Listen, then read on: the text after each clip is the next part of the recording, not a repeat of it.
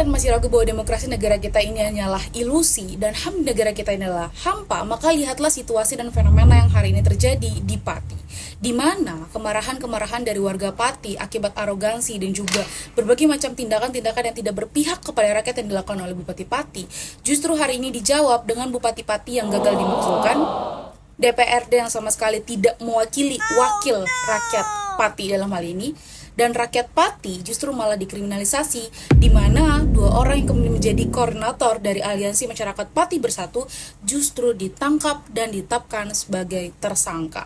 Botok dan juga Teguh, mereka dikriminalisasi. Mereka merupakan 2 orang warga Pati yang berdiri di garda terdepan untuk kemudian bersama dengan warga Pati lainnya menyuarakan keresahan dan kemarahan serta kekecewaan mereka terhadap pemerintahan. Apakah mereka provokator? Tidak. Mereka hanyalah warga yang ingin menyuarakan aspirasi mereka.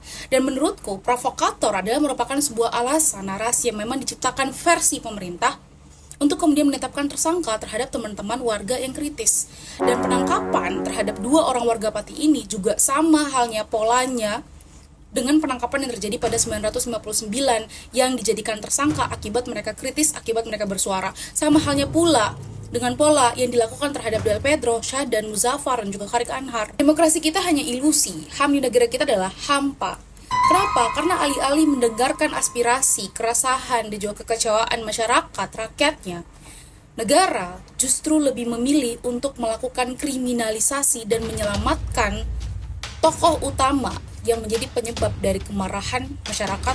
Botok, Teguh, Del Pedro, Syahdan, Muzaffar, dan juga Kharik adalah beberapa orang yang mereka dikriminalisasi karena mereka berdiri di garis terdepan untuk kemudian menyuarakan aspirasi dan keresahan masyarakat. Dan ini membuktikan bahwa siapapun mungkin akan mendengarkan suaranya, tapi habis itu akan menguap begitu saja, akan ditangkap, akan dikriminalisasi, karena di negara ini rakyat tidak punya ruang untuk menyampaikan aspirasi atau bahkan didengarkan aspirasinya. Suara rakyat sama sekali tidak didengarkan, wakil rakyat sama sekali tidak mementingkan suara-suara daripada rakyat, dan pemimpinnya, ya, enggak, kritik tuh harus sopan, men. Kritik sopan yang dimaksud tuh kayak gimana? Apakah kritik sopan sebagaimana aksi Kamisan yang berdiri sudah 18 tahun tapi sama sekali tidak didengarkan? Karena bahkan kritik penyampaian aspirasi sebegitu besarnya kayak yang dilakukan oleh warga Pati saja, alih-alih mendengarkan, negara malah memilih untuk menyelamatkan bupatinya, mengejar warga-warganya, ditangkap, dibuat jadi tersangka.